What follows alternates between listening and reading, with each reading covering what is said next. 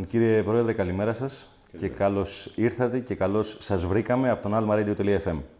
Καλά, ευχαριστώ για την πρόσκληση, παρόλο που είσαστε στο δικό μου χώρο, αλλά το γεγονός ότι μου απευθύνεται την πρόσκληση να κάνουμε αυτή τη συνέντευξη με τιμάει. Σας ευχαριστούμε πολύ. Για την ακρίβεια έχουμε να πούμε και να ρωτήσουμε πολλά σήμερα, να μας πείτε και να μας απαντήσετε σε πολλά. Η καριέρα σας ως πανεπιστημιακός αντιλαμβάνεστε ότι προειδεάζει για το μέλλον και τις κινήσεις σας στο ΕΑΠ, τόσο όσο και στην αγωνία που έχουν οι φοιτητές για μια σειρά ανοιχτών ζητημάτων. Από το Συμβατικό Πανεπιστήμιο της Κρήτης στο Ελληνικό Ανοιχτό Πανεπιστήμιο, λοιπόν, κύριε Καρδάση. Ναι, είμαι καθηγητής στο Πανεπιστήμιο Κρήτης. Είμαι στο οικονομικό τμήμα, διδάσκω οικονομική ιστορία, είμαι καθηγητής εδώ και πολλά χρόνια. Ήμουν αντιπρίτανης μέχρι τον Αύγουστο του 2015. Ήταν μια πετυχημένη Πριτανία, πιστεύω.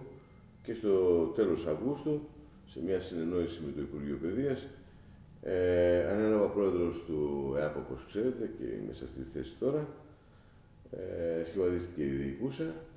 Ήταν ένα ενδιαφέρον πέρασμα, υπό την έννοια του ότι το ΕΑΠ από πλευράς μεγέθους είναι πολύ ενδιαφέρον ίδρυμα.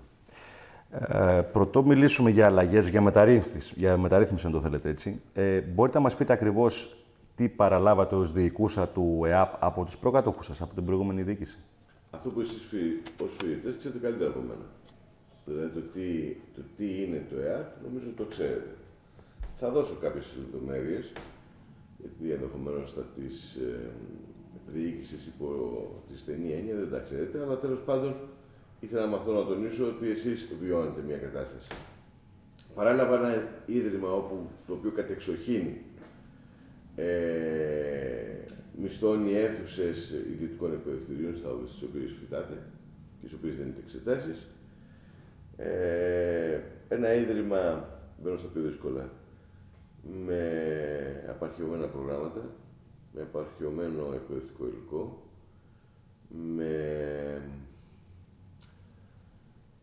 χωρίς καμία οργανωτική δομή και ένα ίδρυμα χωρίς μόνιμους υπαλλήλους.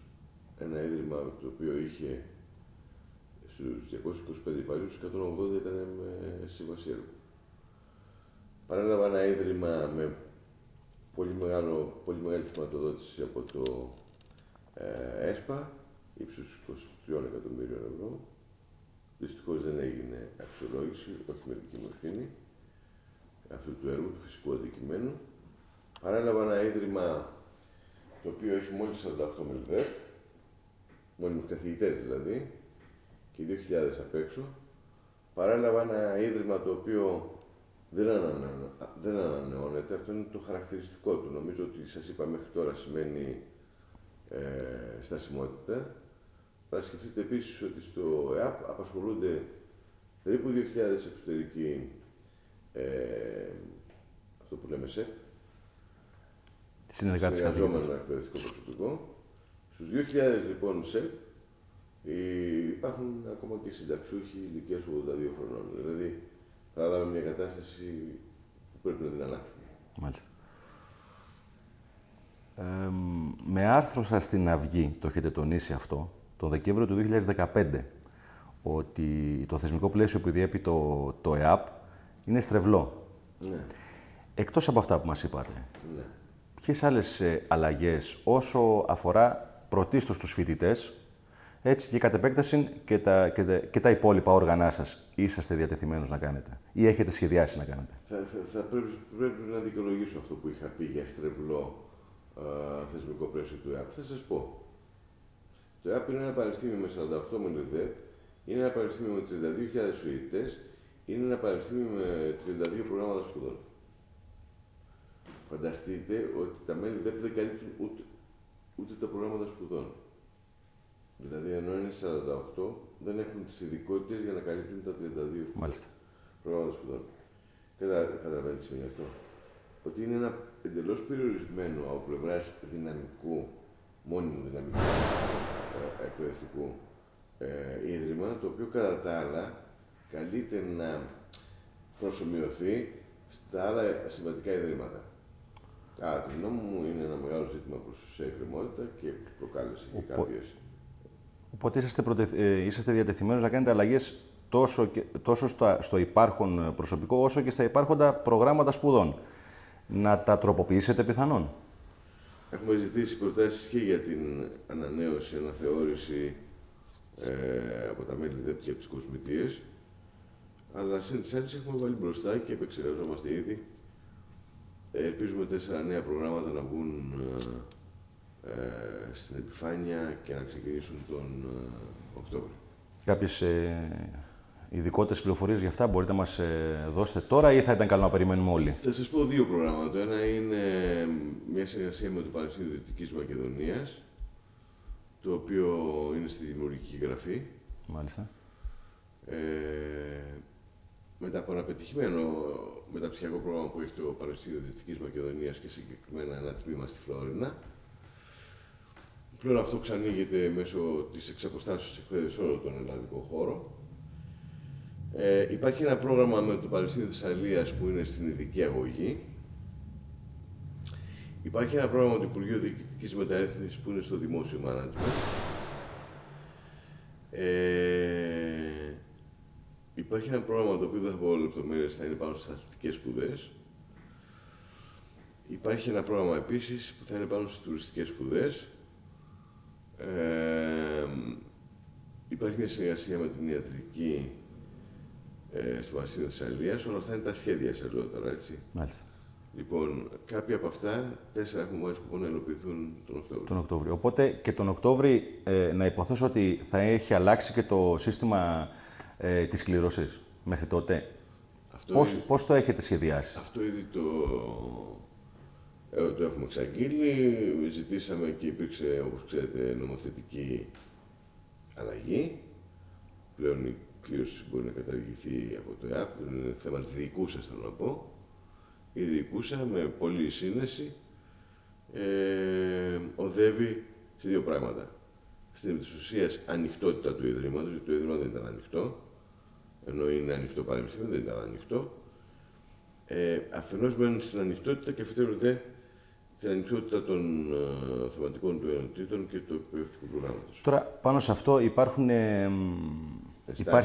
μια ένσταση προσωπική, αλλά το έχω ακούσει και θα ανοίξει το ανοιχτό πανεπιστήμιο τις αίθουσές του για πολύ περισσότερο κόσμο. Τα πτυχία που θα παίρνουν οι φοιτητές, οι απόφοιτοι, με είσοδο τόσων πολλών περισσότερων φοιτητών δεν θα υποβαθμίζονται? Δηλαδή, έχετε υπόψη και την ποιοτική αναβάθμιση των πτυχίων των ήδη υπαρχόντων σχολών? Να το συζητήσουμε αυτό σε δεύτερη φάση, να το κουβεντιάσουμε το πρώτο αρχικά. Δεν καταλαβαίνω. Αυτή τη στιγμή, με το ισχύον σύστημα, είμαστε οι 2 μας υποψήφοι. Εγώ είμαι απόφοιτος του 11 και εσείς του 19. Πληρώνομαι εγώ του 11 και εσείς δεν πληρώνεστε. Την επόμενη χρονιά είσαστε με έναν άλλον στη θέση μου, συνυποψήφιος, ο οποίος έχει απολυτήριο 13 ηλικίου. Και εσείς 19 προφανώς. Εσείς δεν πληρώνεστε, πληρώνετε το 13. Το επίπεδο πώς προσδιορίζεται έτσι? Έχουν μπει τα 11 και τα 13 με την κλήρωση. Οπότε θα υπάρχουν και κάποιοι ποιοτικοί κανόνες. Αφού λοιπόν δεν βάζετε κανόνες για τον κάτοχο απολυτηρίου 11, έχετε βάλει κανόνες, έχετε βάλει περιορισμούς ως ΕΑΠ? Δεν έχετε βάλει. Όχι, δεν Γιατί λοιπόν δεν του επιτρέπετε ούτως ή άλλως να μπει λοιπόν και αυτός που αποτυχάνει στην κλήρωση? Θα υπάρχουν όμως κάποιοι ποιοτικοί κανόνες σε αυτή την εισαγωγή? Υπάρχουν σήμερα. Όχι. Το προπτυχιακό. Για προπτυχιακά πάντα, ναι. Υπάρχουν σήμερα κανόνες? Όχι, κανένας. Αφού δεν υπάρχουν κανόνες σήμερα, γιατί να υπάρχουν αύριο? Τι νομίζετε δηλαδή, αντί να σπουδάζουν 100, να σπουδάσουν 120? Γιατί έχετε την εντύπωση ότι δεν έχουμε δει τα μεγέθη, δεν έχουμε δει τη διακύμανση των εισακτέων. Νομίζετε ότι αύριο το πρωί περιμένουμε να έρθουν εδώ πέρα εκατομμυρία? Όχι, αγαπητέ. Είναι προφανές ότι έχουμε σαφή εικόνα της εξέλιξης των πραγμάτων τα τελευταία χρόνια. Υπάρχουν προγράμματα που έχουν χάσει το ενδιαφέρον τους οι υποψήφοι και δεν ενδιαφέρονται πια. Λοιπόν, αν το ανοίξεις, δεν νομίζετε ότι θα υπάρξουν τραγικές ή τέλος πάντων τόσο ευχάριστες, ανάλογα με το πώς το βλέπει κανένας, εξελίξεις? Μάλλον η κανονικότητα θα έχει. Όταν αναλάβατε τα ενία στην Προεδρία. Και μια προσθήκη όμως αυτό που σας είπα, με συγχωρείτε τώρα. Τι σόι ανοιχτό πανεπιστήμιο είναι αυτό το οποίο σπουδάζει ο τυχερός? δεν σημαίνει πουθενά στον κόσμο, ξέρετε. Το μόνο είναι ελληνική ιδιοτυπία. Δηλαδή, ανάμεσα στους δυο μας σπουδάζει ο τυχερός. Όχι αυτός που θέλει περισσότερο, ή μπορεί να θέλουν και οι δύο, αλλά κάποιος θα κληρωθεί. Αυτό δεν είναι ανοιχτό πανεπιστήμιο, είναι ένα πανεπιστήμιο που κάνει κλήρωση. Μάλιστα. Όταν αναλάβατε τα ενιαία την Προεδρία του Ελληνικού Ανοιχτού Πανεπιστημίου, προσπαθήσατε για κάποιες αλλαγές μικρές ή μεγάλες. Ενδεικτικά σας αναφέρω το λογότυπο που είχε τότε διαδικτυακά περάσει από έναν διαδικτυακό διάλογο αντιπαράθεσης. Εκτός από τις αλλαγές του Οκτωβρίου, τα καινούργια προγράμματα σπουδών που ετοιμάζετε κτλ. Μέχρι τώρα και στο σύντομο μέλλον, ποιες αλλαγές έχετε κάνει ή προτίθεστε να κάνετε που να βελτιώσουν τη λειτουργία του Ιδρύματος ναι μεν, αλλά και την ποιότητα των σπουδών των φοιτητών? Και όταν λέω ποιότητα, δεν αναφέρω μόνο στα βιβλία, τα οποία πιθανόν κάποια είναι απαρχαιωμένα, όπως τις ΔΕΟ που γράφουν ακόμα δραχμές. Ένα παράδειγμα σας φέρνω έτσι. Αλλά και μετακινήσεις. Δηλαδή, ένας φοιτητής μπορεί να είναι στο Αιγαίο. Είπατε πολλά θέματα. Ναι, να το πάμε από την αρχή. Το καθένα είναι ένα θέμα, ξέρετε. Και θα ήταν πολύ ενδιαφέρον να συζητήσουμε. Καταρχάς, για το λογότυπο. Πρέπει να σας ομολογήσω ότι εμείς δεν είχαμε καμία τρέλα όταν ήρθαμε να αλλάξουμε το λογότυπο. Άλλοι μόνο τι ήταν που μας έπαιξε. Ξαφνικά ήρθαμε το Σεπτέμβρη και το πρώτο που θα κάναμε ήταν να αλλάξουμε το λογότυπο. Εμείς βρεθήκαμε μπροστά σε ένα πρόγραμμα το οποίο είχε δοθεί σε ιδιωτική εταιρεία, η οποία ιδιωτική εταιρεία θα έφερε ένα καινούριο λογότυπο και μια καινούρια ιστοσελίδα. Ανάμεσα στα άλλα. Θα έφερε και άλλες διαδικασίες και κυρίως δράσεις προβολής του Ιδρύματος. Αυτό βρήκαμε εμείς. Εγώ τα πλήρωσα τα λεφτά. Οι συμφωνίες είχαν κλειστεί από τους προηγούμενους, ωστόσο. Αυτά που ήρθαν ήταν για αστεία, κυριολεκτικά αστεία. Οι προτάσεις που ήρθαν, η εταιρεία πήρε συνολικά 560.000 για αυτή τη δουλειά. Οι προτάσεις που ήρθαν ήταν αστείες. Εμείς λοιπόν, προκειμένου, εφόσον λοιπόν είχε μπει το Ίδρυμα σε αυτή τη διαδικασία, ωστόσο της αλλαγής, και δεν κρύβω ότι το παλιό λογότυπο δεν ήταν πια και τόσο, αν κάποιος το συζητήσει σοβαρά, είχε σε ποιο πανεπιστήμιο κρύβει τον όρο πανεπιστήμιο σε ένα π που δεν φαίνεται καθόλου. Αν θυμηθείτε λίγο το παλιό λογότυπο, ήταν ένα ε τεράστιο, ένα α μικρότερο και ένα π πάρα πολύ μικρό. Το πανεπιστήμιο δηλαδή που είναι το μεγαλύτερο συστατικό αυτής της ονομασίας είναι το πανεπιστήμιο, δεν είναι ότι είναι ελληνικό. Έχετε δει Οξφόρδη να έχει καθιερωθεί επειδή είναι αγγλικό? Όχι, έχει καθιερωθεί γιατί είναι Οξφόρδη. Και εδώ λοιπόν το ανοιχτό πανεπιστήμιο έχει σημασία. Αυτά ήταν κρυμμένα. Μπαίνω όμως και σε λεπτομέρεια. Εμείς το δώσαμε λοιπόν σε ένα μέρος της διοικούσας, που σημαίνει να είναι, ξέρετε, πρόεδρος της Σχολής Καλών Τεχνών Θεσσαλονίκης, του Αριστοτελείου Πανεπιστημίου. Μάλιστα. Και μας το έκανε τζάμπα. Και μας αρέσει. Γιατί έχει ένα πολύ ωραίο χρώμα, γιατί είναι ένα παράθυρο ανοιχτό στη γνώση, στις σπουδές, ότι είναι χαριτωμένο, ότι είναι δροσιστικό και ότι είναι αισιόδοξο. Δεν είμαστε συντηρητικοί, ναι, οφείλω να το πω. Τώρα, το ότι υπήρξαν αντιδράσεις, γέλαγα όταν τις έβλεπα τις αντιδράσεις, ξέρετε. Και γέλαγα. Ξέρετε, καθίσει φοετάχθη. Ο φοιτητής είναι για να σπουδάζει. Ο καθηγητής είναι για να έβγαλε. Υπάρχει και η διοίκηση. Έτυχε εγώ να μην στη διοίκηση. Εγώ θα αποφάσισα. Ποιος θα αποφάσισε, ο φοιτητής? Πάνω σε αυτό που είπατε, το καθίσει φοετάχθη.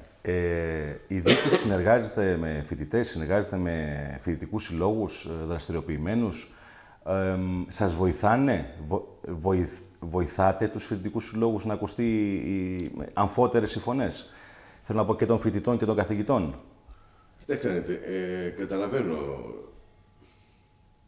τα σημαντικά ζητήματα που έχει το γεγονός ότι οι φοιτητές του ΙΑΠ είναι καταξιωμένοι σε όλη τη χώρα. Υπό την έννοια αυτή, πώς θα μπορούσε να υπάρξει ένας φοιτητικός σύλλογος με κινητικότητα όταν οι φοιτητές δεν μπορούν να συναντηθούν μεταξύ τους? Είναι στοιχείο, ξέρετε, μιας πολιτισμικής ταυτότητας, τουλάχιστον το να συνεννοούμαστε και να συναντιόμαστε, συνεπώς.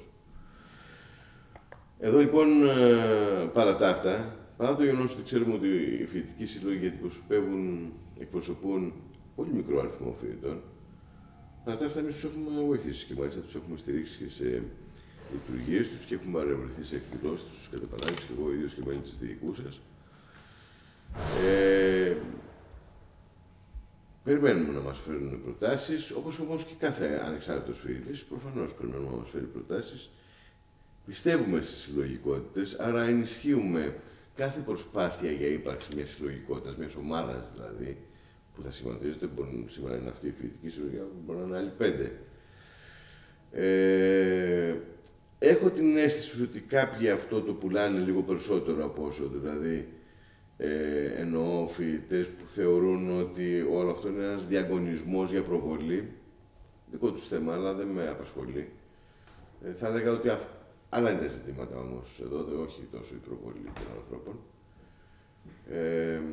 Υπό την έννοια αυτή, θεωρώ πως ο διάλογος είναι επιβεβλημένος και σύν της άλλης, το ξαναλέω, εμείς θα ενισχύσουμε κάθε πρωτοβουλία από μέρος των φοιτητών, είτε ατομικά προέρχονται, είτε συλλογικά. Μάλιστα.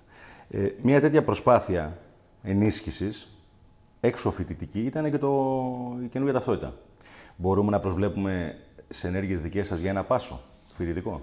Η καινούργια ταυτότητα λέτε τη φοιτητική ταυτότητα. Ναι. Κοιτάξτε να δείτε, δεν μπορεί. Είσαστε φοιτητές ενός δημοσίου πανεπιστημίου, όπως και χιλιάδες άλλοι Έλληνες φοιτητές. Δεν μπορεί να έχετε διαφορετική ταυτότητα, δεν είναι ένα δημόσιο πανεπιστήμιο. Ναι, απλά δεν έχει τις ίδιες.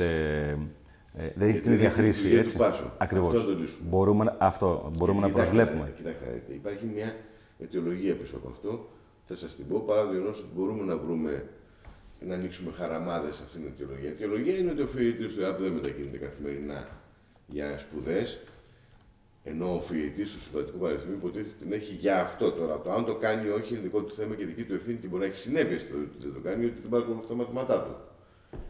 Όμως ο φοιτητής του ΕΑΠ, εκ των πραγμάτων, εξ αντικειμένου, δεν μετακινείται κάθε μέρα για τις σπουδές του ΕΑΠ. Να σας πω μόνο σε αυτό το σημείο ότι μπορεί είναι μεν ο φοιτητής του ΕΑΠ να μην μετακινείται καθημερινά, αλλά οι φοιτητές επαρχίας ή εξωτερικού έχουν, θεωρώ, περισσότερα έξοδα μετακίνηση όταν πάνε σε μια συνάντηση λοιπόν, ή στις εξετάσεις. Αυτή ήταν η χαραμάδα που σας είπα. Εγώ έχω συζητήσει με αρμόδιους κυβερνητικούς παράγοντες ότι να βρούμε μία διατύπωση για ένα πάσο του ΕΑΠ. Που σημαίνει τι? Ο φοιτητής του ΕΑΠ προφανώς πρέπει να εξυπηρετεί τις ημέρες που έχει τις ομαδικές συναντήσεις. Και τις εξετάσεις. Εννοείται και τις εξετάσεις. Και επίσης πρέπει να προσδιοριστεί κάποιο εύρος χρόνου όπου εξυπηρετείται, δηλαδή μια μέρα τη εβδομάδα ή 2 μέρες, γιατί μπορεί να μετακινείται να πάει σε μια βιβλιοθήκη, ξέρετε. Άρα πρέπει να βρούμε μια διατύπωση η οποία μπορεί να μην είναι όλος ο χρόνος, αλλά να είναι κάποιος χρόνος, δηλαδή κάποιο διάστημα στο εύρος του χρόνου που θα επιτρέψει στο φοιτητή να το χρησιμοποιεί ως πάσο. Μάλιστα. Πάσο, βιβλία. Τα βιβλία. Ήδη σε αυτές τα νέα προγράμματα σπουδών που πάμε για τον προσεχή Οκτώβριο, ξέρετε ότι πάμε με μια εντελώς μεγάλη αλλαγή. Πάμε σε ψηφιακό υλικό. Δεν θα μας έρχονται πλέον, δεν θα έρχονται στους φοιτητές. Κοιτάξτε ποια είναι ο προσανατολισμός και να ακούσετε την κριτική σας αν έχετε κάποια διαφοροποίηση. Εμάς ο προσανατολισμός μας είναι να διανέμουμε ψηφιακό υλικό. Αν εσείς επιμένετε και θέλετε βιβλία, θα πάρετε βιβλία. Εσάς τα διδέτε θα είναι ακριβότερα από τον άλλον. Γιατί όταν ο άλλος παίρνει ψηφιακό υλικό, δεν μπορεί να πληρώνει αυτό που πληρώνετε εσείς λαμβάνοντας έντυπο υλικό. Πιστεύω ότι οι περισσότεροι φοιτητές θα στραφούν στο ψηφιακό υλικό και το λέω αυτό υπό την έννοια ότι θα μπορούν να εκτυπώσουν στον υπολογιστή τους το υλικό που. Άρα οδεύουμε και σε μια μείωση διδάκτρων μέσα από αυτόν τον τρόπο, έτσι. Δυστυχώς, ξέρετε, το έχουμε ψάξει παντιοτρόπως. Δυστυχώς, θα σας αποκαλύψω ότι στις δαπάνες του ΕΑΠ, τις ετήσιες, τα βιβλία και το διδακτικό υλικό που διανέμεται δυστυχώς δεν είναι το μεγαλύτερο μέρος. Ξέρετε ποιο είναι το μεγαλύτερο μέρος? Το 82% των δαπανών. Οι αμοιβές των ΣΕΠ. Οι αμοιβές των ΣΕΠ είναι το 82% των δαπανών. Οπότε θέλω να πω το να μην πάρετε το βιβλίο, η μείωση που μπορεί να γίνει είναι του ύψους 20 και 30 ευρώ. Θεωρώ, αν έχετε την καλοσύνη να επιμείνω λίγο σε αυτό το σημείο, θεωρώ ότι οι παροχές προς τους φοιτητές εν πρώτης δεν μπορεί να είναι οριζόντιες. Είναι λάθος οι οριζόντιες περικοπές διδάκτρων, όπως είναι και, αν θέλετε, και οι περικοπές των μισθών μας, οι οριζόντιες περικοπές που γίνονται από την κυβέρνηση. Κατά τη γνώμη μου, θα πρέπει να λαμβάνεις κάποια κοινωνικά κριτήρια. Δηλαδή, μπορεί να κόψεις σε κάποιον που έχει πάρα πολύ χαμηλό εισόδημα ένα μεγάλο μέρος των διδάκτρων του και να αφήσει κάποιον που το εισόδημά του είναι υψηλό, χωρίς να του μειώσει τα δίδακτρα. Δηλαδή, θέλω να πω ότι το να κόψεις 30 € σε όλους μπορεί να μην λέει τίποτα σε κάποιον που έχει πάρα πολύ υψηλό εισόδημα. Για κάποιον που έχει πολύ χαμηλό όμως, θα ήταν πολύ πιο σημαντικό να το εκοβείς περισσότερο. Οπότε σε αυτή την κατηγορία μπορεί να ενταχθούν και τρίτεκνοι, πολύτεκνοι κτλ. Εννοείται. Ή έχουμε περιπτώσεις όπου υπάρχουν ζευγάρια που απευθύνονται σε μένα και μου λένε: είμαστε και οι δύο παντρεμένοι, έχει ο ένας δουλειά και είμαστε και οι δύο φοιτητές του ΕΑΠ. Εκεί πρέπει να δείξουμε μεγαλύτερη ευαισθησία. Δεν μπορεί τώρα να του λες και τον δύο, ας πούμε, δώσουμε στα δεύτερα, λες και είναι δύο διαφορετικά άτομα. Ζουν κάτω από την ίδια στέγη, έχοντας να πληρώσουν και οι δύο σημαντικά ποσά. Μάλιστα. Οι αίθουσες που μας αναφέρατε πριν, ότι οι αίθουσες είναι ιδιωτικές. Πέφτεται στην μεγάλη συγκυρία ότι αυτή τη στιγμή, προχθές το μεσημέρι επισκεφτήκαμε την νομική. Πάμε να κλείσουμε την νομική σχολή Αθηνών, ξέρετε, στην οδό Σόλωνος, και την Πανεπιστημίου Πολύ στου Ζωγράφου, με σκοπό όλες μας οι δραστηριότητες, όλες οι συναντήσεις σου να γίνονται εκεί, στη νομική σχολή και στο Πανεπιστημίο Αθηνών. Οπότε και ένα έξοδο μεγάλο πάβει. Αυτό αφορά. Όχι, δεν πάβει, γιατί εντάξει τώρα είναι αμαρτία, διότι και αυτοί οι άνθρωποι πρέπει να έχουν τις αίθουσες στην τρίχα, Ναι. όπως είναι ευνόητο. Και εσείς πληρώνετε, θα πρέπει να βρίσκετε χώρους ιδανικούς. Άρα θα δίνουμε χρήματα στο Καποδιστριακό, αλλά ελπίζουμε ότι θα είναι αρκετά λιγότερα από ό,τι στα ιδιωτικά και τέλος πάντων νομίζω ότι για το φοιτητή του ΕΑΠ είναι σημαντικό να πηγαίνει σε ένα δημόσιο πανεπιστήμιο. Αυτό στην Αθήνα, βέβαια. Στις υπόλοιπες παραγωγικές πόλεις. Γίνεται ήδη στο Απαιθήτα. Ναι. Πολύ λίγες δραστηριότητες γίνεται από ότι δεν σας κρύβω ότι διαπίστωσα πρόσφατα υπογράφοντας τη σύμβαση με ιδιωτική εταιρεία. Εμάς ο προσανατολισμός μας είναι τα δημόσια εκπαιδευτήρια. Σε όλη την Ελλάδα. Προφανώς από την Κρήτη μέχρι.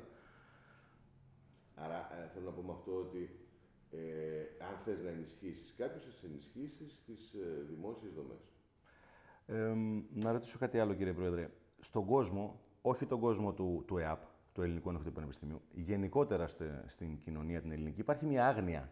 Μια άγνοια, σε εισαγωγικά να το πω κομψά, για το έργο που παράγεται ή πρόκειται να παραχθεί από εδώ και στο εξής, στο Ανοιχτό Πανεπιστήμιο.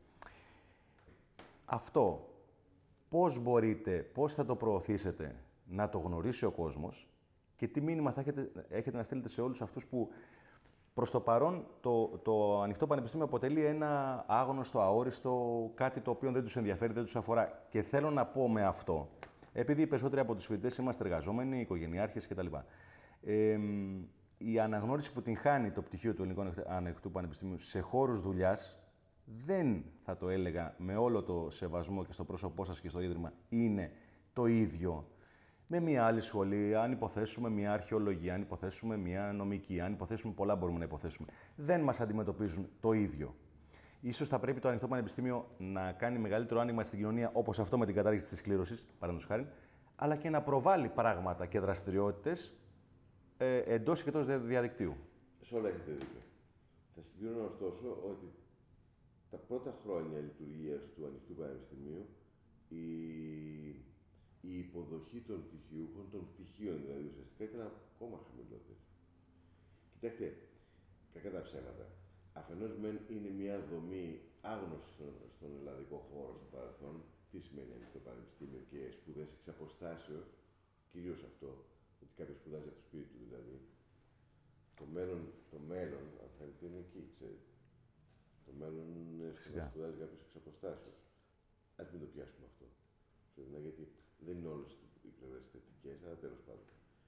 Άρα λοιπόν ήταν μια καινούργια πραγματικότητα στον ελλαδικό χώρο και δικαιολογώ σε έναν βαθμό, αν θέλετε, αυτή την αργή μετάβαση σε ένα καθεστώς όπου τα πτυχία θα γίνονται αποδεκτά, στο σύνολό τους μιλάω. Γιατί κατά τα άλλα, θα σας θυμίσω, αν δεν γνωρίζετε, ότι υπάρχουν πτυχιούχοι του ελληνικού ή του ευρωπαϊκού πολιτισμού ή άλλων μεταπτυχιακών προγραμμάτων του ΕΑΠ που γίνονται αποδεκτοί για διατριβές σε πολύ σοβαρά πανεπιστήμια και πολύ σοβαρά ιδρύματα και σε μεταπτυχιακά προγράμματά τους. Ξέρω δηλαδή περιπτώσεις όπου το Πανεπιστήμιο Κρήτης, το τμήμα Ιστορίας, ή το Πανεπιστήμιο Αθηνών δέχτηκε πτυχιούχους του ελληνικού πολιτισμού και μου λένε τα καλύτερα λόγια οι συνάδελφοι. Άρα δεν ισχύει προς όλες τις κατευθύνσεις. Να ανοίξουμε μια παρένθεση και να σε ρωτήσω πάνω στον ελληνικό πολιτισμό, γιατί προσωπικά είμαι φοιτητής αυτού του προγράμματος. Τα επαγγελματικά δικαιώματα των αποφύτων. Χρονίζει με ένα ασαφές προαιρετικό διάταγμα. Ένα ασαφές προαιρετικό διάταγμα που καθορίζει, ή μάλλον στην ουσία δεν καθορίζει, τα επαγγελματικά δικαιώματα των φοιτητών, των αποφύτων του ελληνικού πολιτισμού σε σχέση με του ευρωπαϊκού πολιτισμού. Και αναφέρομαι στο πού και το πώς μπορούν να διδάξουν και σε άλλα πολλά εργασιακά θέματα. Δεν έχουν αναγνωριστεί, θέλω να πω, ολοκληρώνω για να μην σας καθυστερώ, δεν έχει αναγνωριστεί σαν ελληνικός πολιτισμός τα δικαιώματα στην αγορά εργασίας. Λοιπόν, πρώτον σας γνωστοποιώ λοιπόν και φαντάζομαι ότι θα έρθετε να το καλύψετε φυσικά ο σταθμός σας. Στις 10 Ιουνίου κάνουμε μια ημερίδα για τα δύο προγράμματα των δύο πολιτισμών. Του ελληνικού και του ευρωπαϊκού. Κάνουμε μια ημερίδα στην οποία καλούμε συναδέλφους από πανεπιστήμια με έναν τρόπο να γίνει μια κριτική αποτίμηση των προγραμμάτων. Καλούμε εννοείται μέλη ΔΕΠ και μέλη ΣΕΠ του ΕΑΠ που εντάσσονται σε αυτά τα προγράμματα. Μπορεί να το παρακολουθήσει και ο κάθε φοιτητής ιδιωτικά, αν θέλει. Άρα λοιπόν μας ενδιαφέρει η υπόθεση των δύο πολιτισμών. Συμπληρώνω ότι εξαιτίας αυτού και η ημερίδα και εξαιτίας αυτού τη συζήτηση που κάνουμε τώρα. Δεν σας απάντησα όμως το ερώτημα. Εκτιμώ ότι υπάρχει ένα ζήτημα. Και το ζήτημα, αν θέλετε, είναι ότι δεν υπάρχει επιστημονικό πεδίο διεθνώς αποδεκτό που να λέγεται ελληνικός πολιτισμός. Μπορεί να φτιάξει ένα πρόγραμμα ελληνικού πολιτισμού. Δηλαδή, μπορεί κάποιος να φτιάξει από διαφορετικές ψηφίδες να φτιάξει ένα πρόγραμμα ελληνικού πολιτισμού. Πάντως, επιστημονικό πεδίο ελληνικός πολιτισμού δεν υπάρχει. Ευνοήτως. Αυτό είναι ανακάλυψη, εφεύρεση του ΕΑΠ. Υπό την έννοια αυτά τα πράγματα δυσκολεύουν, αν θέλετε. Μου λένε διάφοροι, ας πούμε, ότι είμαστε πολιτισμιολόγοι. Δεν υπάρχει τέτοια ειδικότητα τώρα στον κόσμο ολόκληρο. Να κάνουμε πράγματα τα οποία κάνει και ο υπόλοιπος κόσμος. Δεν πάμε να ανακαλύψουμε εμείς τον τροχό, τον έχουν ανακαλύψει άλλοι. Άρα πρέπει να κάνουμε πράγματα που κάνει και ο υπόλοιπος κόσμος. Τότε έχουν αναγνωρισμότητα, ξέρετε, τα πτυχία. Όταν είναι αποδεκτά πέραν από το δικό σας το σπίτι, τη σύζυγο, τα παιδιά, τη μαμά και τον μπαμπά, είναι και από ένα ευρύτερο σύνολο. Όταν τα πτυχία λοιπόν που θα έχετε εσείς ή του ελληνικού πολιτισμού, του ευρωπαϊκού πολιτισμού και στα άλλα προγράμματα είναι αποδεκτά και στην Αγγλία και στη Γαλλία, εκτός από την Ελλάδα και στην Ανατολή, τότε έχουμε κατακτήσει ουσιαστικά, ξέρετε, αυτό που λέμε αναγνώριση των πτυχίων μας. Οπότε δηλαδή οδεύουμε σε μια διαφοροποίηση του προγράμματος σπουδών, τουλάχιστον στον ελληνικό πολιτισμό. Είναι η προσωπική μου γνώμη. Ξέρετε ότι σε αυτά τα πράγματα υπάρχει το ακαδημαϊκό περιβάλλον είναι απόλυτα δημοκρατικό. Δεν μπορώ εγώ μόνος μου να αλλάξω πράγματα. Εγώ θα έβλεπα πάντως, αν θέλετε, κάποιες αλλαγές στο εσωτερικό του προγράμματος. Δηλαδή δεν μπορεί, ας πούμε, δεν υπάρχει θεματικό κοινότητα, αγαπητέ φίλε. Είμαι ιστορικός. Κάποτε που ήμουν ΣΕΠ στο ΕΑΠ, κλήθηκα ουσιαστικά να διδάξω, δασκαλία κάνει και ο ΣΕΠ, να διδάξω ως ΣΕΠ στον ελληνικό πολιτισμό αρχαία, βυζαντινή και νεότερη ιστορία. Αυτό δεν υπάρχει παγκοσμίως πουθενά. Ο νεότερος ιστορικός κάνει νεότερη ιστορία. Ο ιστορικός της βυζαντινής περίοδου κάνει βυζαντινή ιστορία. Και ο ιστορικός της αρχαίας περίοδου κάνει αρχαία ιστορία. Εδώ βάλετε έναν να τα κάνει όλα τα τρία. Τι σημαίνει αυτό? Δεν είναι σοβαρός επιστήμονας. Κάποιος που θα δεχόταν να τα κάνει. Μην κοιτάτε ότι τα κάνουμε μέχρι στιγμής. Νομίζω ότι είναι λάθη που πρέπει να διορθώσουμε. Μάλιστα. Σε μεταπτυχιακά προγράμματα σπουδών, παρόλο που δεν είναι του δικού μου πεδίου δράσεως και μάθησης, π.χ. στις φυσικές επιστήμες. Θα πάω στην ιστορία. Θέλουμε να ξεκινήσουμε ένα μεταπτυχιακό στην ιστορία για να δώσουμε τη διέξοδο, αν θέλετε, στους αποφύτους των δύο πολιτισμών.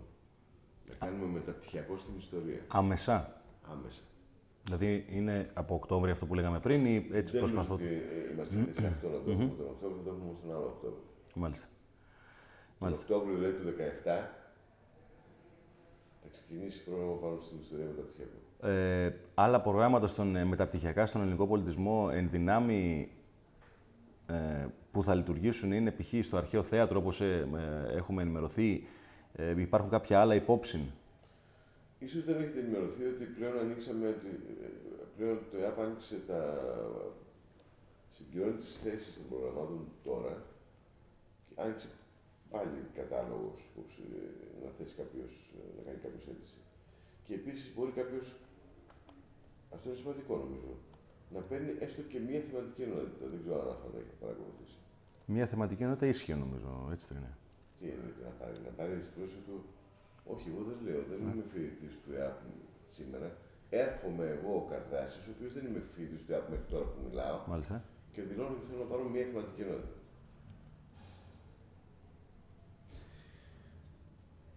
Είμαι ένας πολίτης, ο οποίος ξέρω ότι στο ΕΑΠ κάνουν καλή δουλειά πάνω στο θέατρο που είπατε εσείς.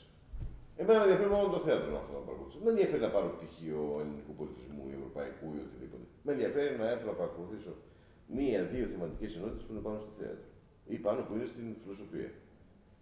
Να πάρω αυτό, θα μου δώσω ένα χαρτί ότι το παρακολούθησα, θα έχω κάποιες πιστωτικές μονάδες και έχω πάρει μόνο αυτό. Μπορώ επίσης να ξεκινήσω έτσι, να πάρω δύο θεματικές ενότητες, να πάρω μετά από ένα χρόνο κάποια άλλη και έτσι να φτάσω κάποια στιγμή να έχω χτίσει ένα πτυχίο γύρω από αυτό. Μάλιστα. Αυτό σημαίνει, ξέρετε, ανοιχτότητα. Ανοιχτό είναι ένα ίδρυμα όταν προσφέρεται ανοιχτά στις επιλογές των πολιτών. Αν είναι να το κλείνεις και να λες πλήρως και τα λοιπά, τι κάνεις ουσιαστικά. Απλώς κάνει μια βιομηχανία πτυχίων σε αυτούς που κοιτώνται. Εμείς λέμε λοιπόν, με σοβαρούς ακαδημαϊκούς όρους, ανοίγουμε τα προγράμματά μας, άρα ελεύθερη πρόσβαση, ανοίγουμε τις θεματικές ενότητες, γιατί κάποιος σας το ξαναλέω, εσείς είσαστε φτασμένος επαγγελματικά, είσαστε φτασμένος επιστημονικά και θέλετε μια μικρή βοήθεια για τη δουλειά σας πάνω στο θέατρο. Οπότε μπορείτε να πάτε μια θεματική ενότητα. Μάλιστα. Η συνεργασία τώρα της διοίκησης του Προέδρου με το Υπουργείο Παιδείας, με την ηγεσία του Υπουργείου Παιδείας, πώς μπορεί να χαρακτηριστεί? Θα έλεγα άριστη. Και δεν το λέω τώρα τυπικά. Μας έχει βοηθήσει σε όλες τις νομοθετικές ρυθμίσεις. Μέχρι στιγμής ό,τι έχουμε ζητήσει έχει ανταποκριθεί. Νομίζω το γεγονός ότι είναι πανεπιστημιακή η ίδια η Άννα Μοναστοπούλου σε έναν βαθμό ήταν ένας καλός δρόμος, δηλαδή μιας καλής συνεργασίας. Ήμουν σίγουρος γι' αυτό. Δεν έχουμε κανένα απολύτως πρόβλημα. Αντιθέτως, θεωρώ ότι και αυτά τα ζητήματα που έθιξα πριν για τους φοιτητές, για τους οποίους συμμετέχουν είναι η πρώτη φορά που θα φτιαχτεί ξεχωριστό τμήμα διοικητικό στο ΕΑΠ που θα είναι φοιτητική μέριμνα. Θα είναι δηλαδή ένα τμήμα που θα απασχολείται αποκλειστικά με ζητήματα παροχών προς τους φοιτητές. Το οποίο θα το στελεχώσουν υπάλληλοι, υποθέτω, έτσι. Όχι φοιτητές. Όχι, βέβαια. Είναι όπως είναι στα συμβατικά πανεπιστήμια. Στα συμβατικά πανεπιστήμια υπάρχει φοιτητική μέριμνα που ενασχολείται κυρίως στην ενεργειακή με τη σύντηση και τη στέγαση. Εδώ που δεν έχουμε σύντηση και στέγαση ζήτημα, που ασχολείται με δύο άλλα, με το Πάσο.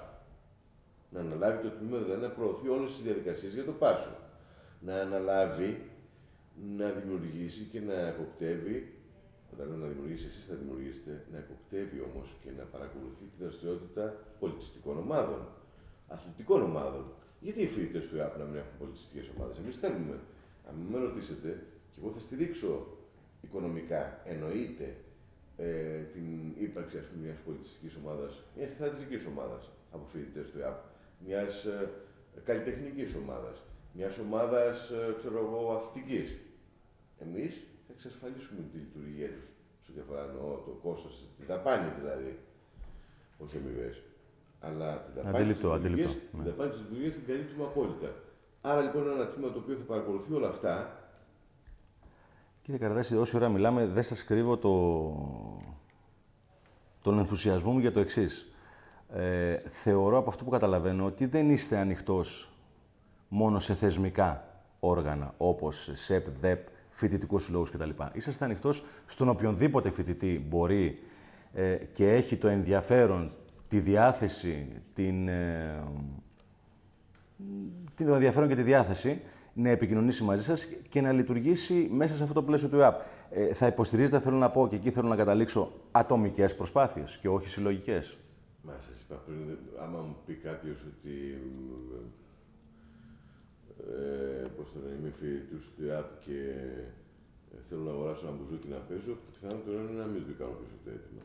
Αν έρθουν όμως 20 άνθρωποι και φτιάξουν μια ορχήστρα και μου πούνε ότι το κόστος της λειτουργίας της ορχήστρας είναι αυτό, θα το καλύψουμε. Καταλάβατε τη διαφορά. Μάλιστα. Με ενδιαφέρουν οι συλλογικές προσπάθειες και όχι. Αλλά από την άλλη μεριά πρέπει να τονίσω ότι δέχομαι στο γραφείο μου ακόμα και τον φοιτητή ως άτομο. Με έχουν έρθει αρκετοί φοιτητές και με έχουν δει. Και προφανώς είναι ανοιχτό το βήμα. Ο πρόεδρος του ΕΑΠ είναι ένας κανονικός άνθρωπος, ξέρετε. Πολλές φορές μου λένε οι υπάλληλοι ότι δεν έχει ξανασυμβεί στο παρελθόν. Άλλες φορές, ας πούμε, τους πρόεδρους δεν τους είχαμε δει. Τι είναι τώρα ο πρόεδρος του ΕΑΠ, για να κρύβεται δηλαδή. Μάλιστα. Ο πρόεδρος του ΕΑΠ ζει μέσα στην κοινωνία. Αν δεν δει εσάς, ξέρετε, τότε πώς θα έχω εικόνα. Εντάξει, μπορεί να έχετε μια εικόνα από τις ηγεσίες των συλλόγων. Σας είπα, οι ηγεσίες των συλλόγων, ακούστε να το ξεκαθαρίσω μια καλή.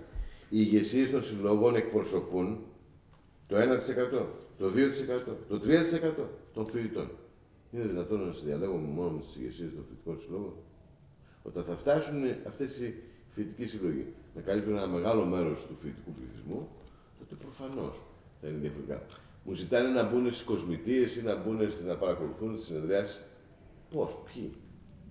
Αν φτιάξουμε, και εμείς οι δύο δεν μπορούμε να φτιάξουμε ένα σύλλογο, αν είμαστε φοιτητές. Μπορούμε να φτιάξουμε ένα σύλλογο που να λέει Σύλλογος Φοιτητών Ελληνικού Πολιτισμού, ο Πλάτων. Μπορούμε. Και αν κάνουμε 500 μέλη, τότε τι θα γίνει? Ποιος θα εκπροσωπεί ποιον? Δεν παίρνουν αυτό. Άρα λοιπόν, για μας οι φοιτητές και οι συλλογικότητές τους είναι σεβαστές, αλλά από την άλλη μεριά προφανώς αυτό μας διαφέρει πάντων είναι ο πυρήνας που είναι το φοιτητικό σώμα. Και ερχόμαστε για να κλείσουμε αυτή την ομολογουμένως άκρως ενδιαφέρουσα και διαφωτιστική ενημέρωση, παύλα συνέντευξη, σε ένα θέμα το οποίο σε εισαγωγικά θα αναμετρηθούμε. Ευχαριστώ. almaradio.fm.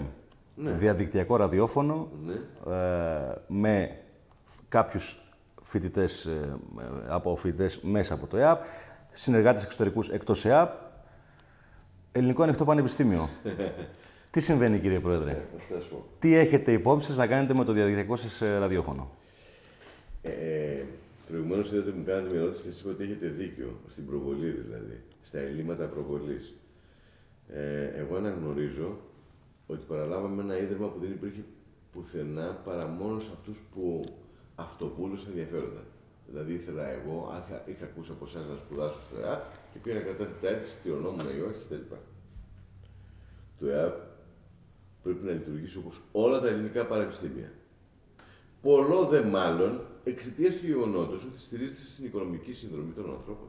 Και άρα, αν δεν προβάλλει αυτό που είναι, αν δεν ανανεώνεται, αν δεν εξυγχρονίζεται, αν δεν επικαιροποιείται, αν δεν εμπλουτίζεται, θα πεθάνει.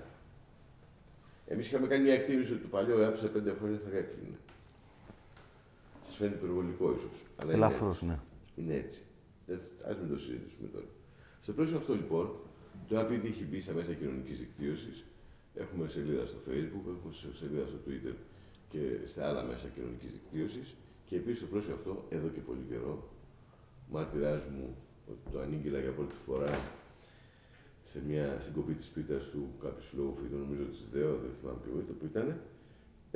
Το ανήγγειλα για πρώτη φορά. Εμείς σκοπός είχαμε να ξεκινήσουμε ένα web radio. Αυτή τη στιγμή λειτουργεί πιλωτικά. Το είχε αναλάβει μια υπάλληλος η οποία πετάει φωτιές, είναι σπίθα δηλαδή. Και έχω την εμπιστοσύνη ότι θα πάει πάρα πολύ καλά. Θα έχει επαγγελματική. Υπάλληλος, όχι φοιτήτρια. Όχι πάλι. Θα εμπλακούν σε αυτό το web radio του Ανοιχτού Πανεπιστημίου και φοιτητές? Έχει σταλεί ήδη ερωτηματολόγιο. Φαντάζομαι το λάβατε. Θα εμπλακούν φοιτητές, το ξαναλέω, χωρίς αμοιβή. Εμείς, αγαπητοί μου φίλοι, ειλικρινά το λέω, θέλουμε να δώσουμε βήμα στους φοιτητές, θέλουμε να χρησιμοποιήσουμε τους φοιτητές και να μας αξιοποιήσουν οι φοιτητές στις πρωτοβουλίες τους. Αν το ξαναλέω, δεν θεωρούμε ότι είναι προς προσχώρηση χρημάτων. Θα είναι προς προσχώρηση όμως διασκέδασης και εμπειρίας.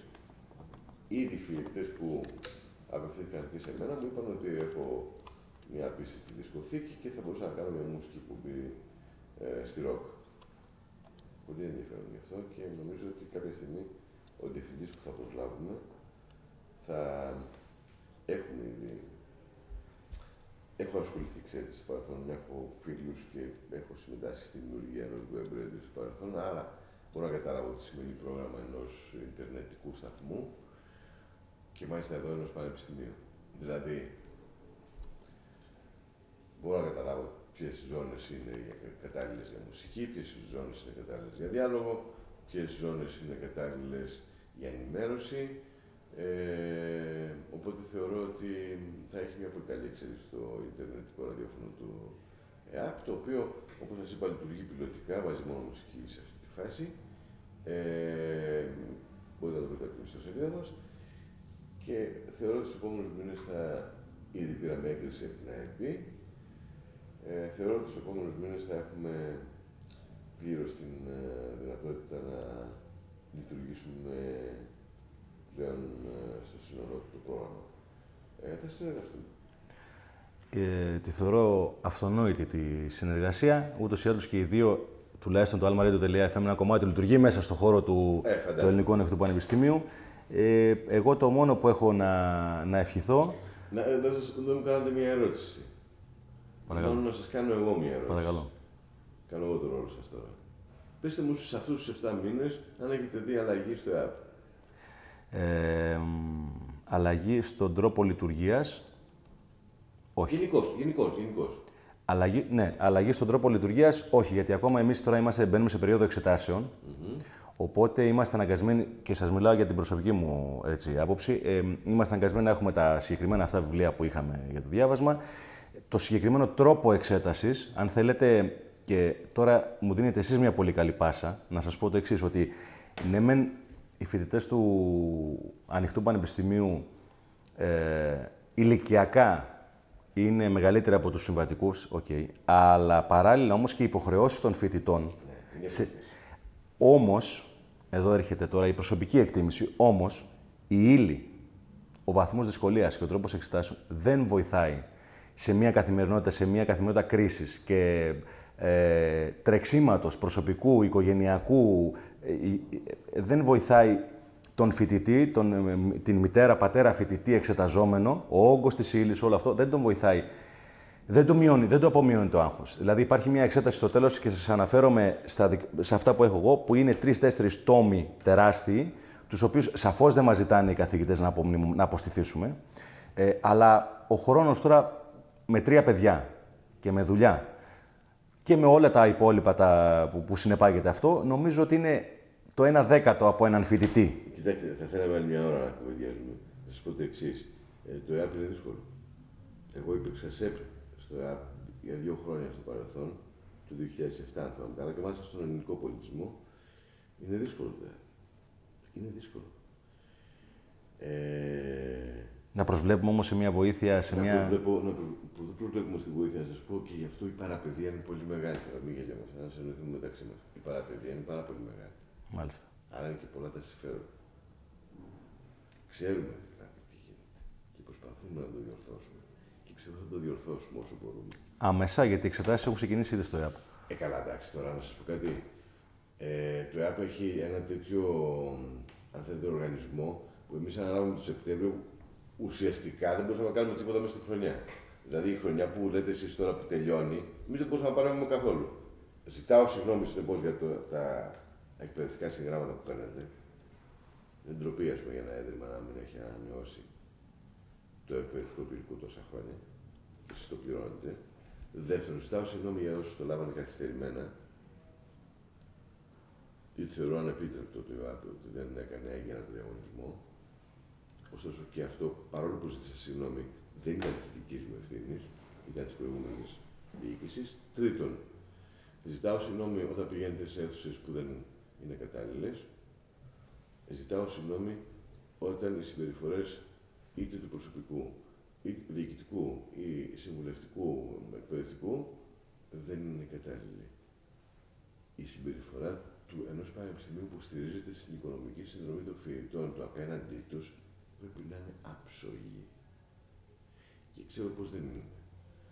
Ζητάω συγγνώμη λοιπόν. Εγώ ελπίζω και ήλπιζα να μου απαντήσετε ότι έχουν γίνει πάρα πολλά πράγματα στο ΕΑΠ στο τελευταίο επτάμηνο. Άρα έχουμε μια αισιοδοξία ότι θα κάνουμε και πολλά άλλα πράγματα στο μέλλον. Κοιτάξτε, ρωτώντας έναν φοιτητή, αυτό που θα τον ενδιαφέρει, το άμεσο, το πρώτο, μάλλον ή δύο είναι. Θεωρώ προσωπικά δύο είναι τα κέραια ζητήματα. Το ένα είναι το φοιτητικό πάσο, οι μετακινήσεις του, και το δεύτερο είναι η ύλη των εξετάσεων. Αυτά τα δύο είναι. Εγώ δεν έχω μια μεγάλη διαφωνία. Ακούστε να δείτε. Είναι σαν μου λέει ο φοιτητής του Συμβατικού Πανεπιστημίου, το μόνο που με ενδιαφέρει είναι να πάρω πτυχίο. Όχι, δεν πρέπει να σε ενδιαφέρει μόνο αυτό. Γίνονται 1 εκατομμύριο πράγματα στο ΑΠ. Σας μιλάω για καινούργια προγράμματα. Σας μιλάω, ας πούμε, έχετε έρθει σε ένα κτίριο το οποίο δεν το βλέπατε το με το κι άλλο στο παρελθόν. Σας λέω λοιπόν ότι νοικιάσαμε ένα χώρο βιβλιοθήκη στην Πάτρα, ας πούμε, που είναι διαμάντι. Σας λέω ότι πάμε στα παραρτήματα. Δεν μπορεί να μου πει ο φοιτητής το μόνο που με ενδιαφέρει εμένα είναι το πάσο και το άλλο. Πρέπει να τον ενδιαφέρουν και άλλα πράγματα. Και αυτά ο πρέπει φοιτητής συμμετέχει σε ένα πανεπιστήμιο. Ο φοιτητής συμμετέχει σε ένα πανεπιστήμιο και πρέπει να παρακολουθεί πού λειτουργεί το πανεπιστήμιο, πώς λειτουργεί, θα μου πει ότι τον ενδιαφέρει. Πρέπει να τον ενδιαφέρει. Και αυτά πρέπει να επικοινωνήσετε περισσότερο. Αυτά πρέπει να τα επικοινωνήσουμε ακόμα περισσότερο. Αυτά πρέπει να τα επικοινωνήσουμε ακόμα περισσότερο. Δεν μας ικανοποιεί. Γιατί δεν φτάνει σε όλους η ενημέρωση αυτή. Σας λέω, δεν μας ικανοποιεί. Ακόμα και η ιστοσελίδα που την ανανεώσαμε, τη φρεσκάραμε, δεν μας ικανοποιεί. Στα μέσα κοινωνικής δικτύωσης θέλουμε το κάτι παραπάνω. Γι' αυτό ξεκινάμε το web radio. Γι' αυτό θα κάνουμε μια μεγάλη καμπάνια. Γι' αυτό θα δείτε ότι θα έχουμε ένα υλικό προβολής στους πρώτους πτυχιούχους που θα έρθουν. Θα έχουμε διαφημιστικό υλικό το οποίο θα τα χάσετε. Θα είναι πολύ μοντέρνο και πολύ προωθητικό. Κάνουμε διάφορες προσπάθειες. Σκεφτείτε πώς ήταν πριν όμως. Να είστε καλά. Κύριε Καρδάση, εμείς σας ευχαριστούμε. Σας ευχόμαστε καλή δύναμη και να καινοτομείτε πάντα.